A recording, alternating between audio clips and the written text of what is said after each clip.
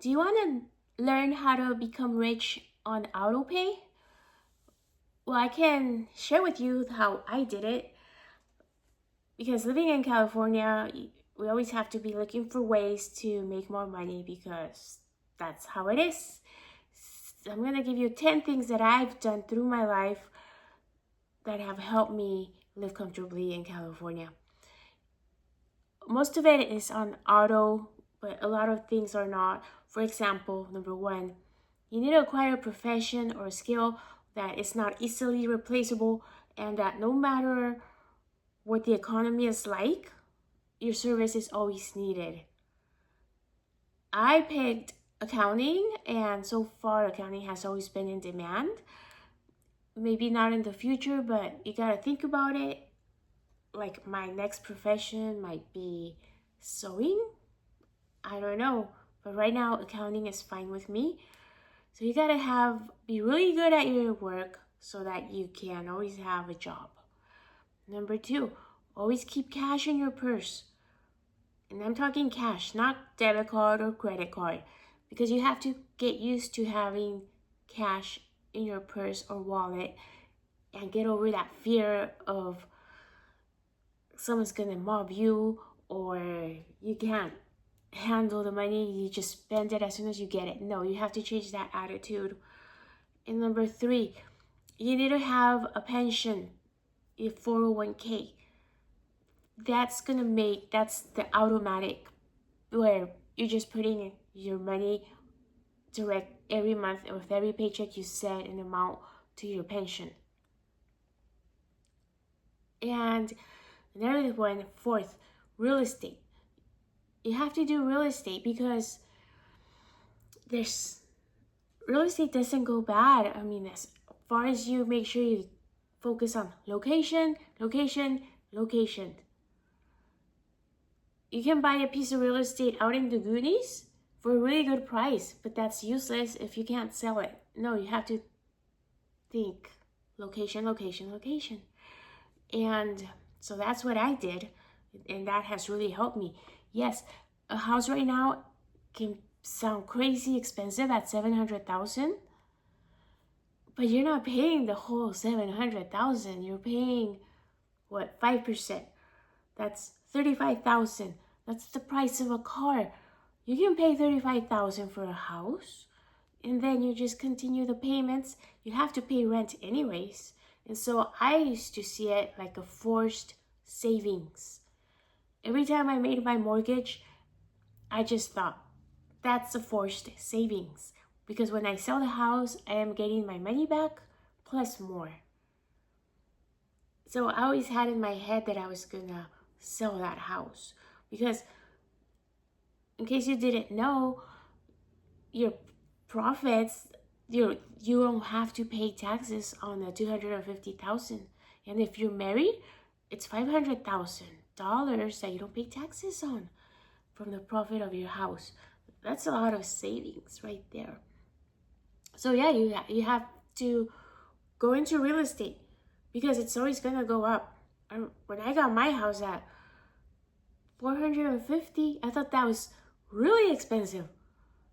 But I did it anyways, and I didn't pay $450,000 for that house.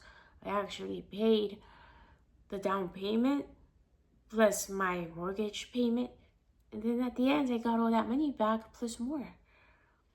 So you gotta go into real estate. And fifth, you gotta think and feel like a rich person. You need to stop acting poor. You need to watch the video, stop acting poor, because poverty is a symptom of our mind. It all starts in our head. So I suggest you go and watch that one before you work on this stuff. And number six, if you have a partner, if you have a husband or a partner, you gotta be in the same level as far as your ambitions, your spending, your saving, because that makes life so much easier. You don't want to be the saver and then your partner goes and spends it all on a shopping spree. No, it's very helpful to have a partner with the same mindset as you, with the same ambitions, And if you don't have a partner but you have kids like me, I have my kids, but I always explained to my kids what the plan was. Like, I always told them, don't get all loving with this house because we're gonna sell it. I'm gonna sell it eventually. And I explained to them, and I kept them updated, and I made it sound, and I told them, it's like, either we keep this house and I'm just gonna be a slave to this house with all the maintenance and the mortgage, or I can sell it and we can take the profit and enjoy our life and have a more comfortable life, like go to Disneyland, we can go to the movies. And so they understood the situation. So you gotta be communicative with your family on your ambitions. And seventh, you have to have a set amount from your paycheck for all the things that you're going to do on how to grow your money.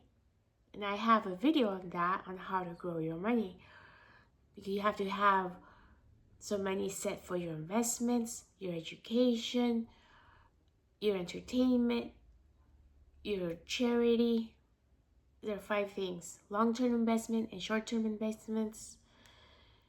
And 8, you need to have your own business, because having your own business has so many tax advantages. Even if you have employment, you should still have your own business because you have so many tax deductions you can take, and you can have your own, you can set up a pension plan through your business, and you can contribute so much more money through your business. And number 9, you need to make a list of what you want and what you want to do, and look at that list as often as you can. That way you're not wasting your money on things that you really don't care for, and your life is just gonna come up with the ways for you to accomplish your dream, your wishes. And this is the last one, but I think it's the most important one, is you gotta take care of your health. Because when you're healthy, you're more creative, you're more energetic, ambitious, and motivated. Because I know that when I get sick, I can't even make a YouTube video. So, you have to make your health a priority. And so how is this making you an automatic rich person? Well, because the day that you can't work, the day suppose you're sick and you can't work for 6 months or a year, you're gonna have money coming in from the interest from that high yield savings account. Not just any account, it has to be a high yield savings account that pays you like 4%, 5%. And say you have a digital product like a book, you're gonna have money come in from the royalties, from the sales. Say you made a planner, or you're selling recipes, or a pattern, or a system. You only worked for that product one time, and the money's gonna continue to come in. You're gonna have that money from your real estate proceeds.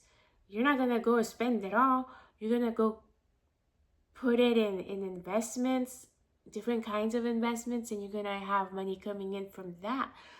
You're gonna have your pension coming in. Depending on how much you have, you could just retire from that. If you can just live off your interest. You can sell your stock, or you can borrow against your stock. You can also borrow against your your pension. I'm not a financial advisor, but these are potential ways of getting passive income. Or you can also create a course. If you have a talent, make a course over the weekend and sell that. You only work on it once. You can make royalties from, maybe you invented something, book royalties, music royalties, from an invention. A long time ago, I met a person that invented something so simple but useful, and that's how they got rich, from an invention. And so there you have it. A little summary.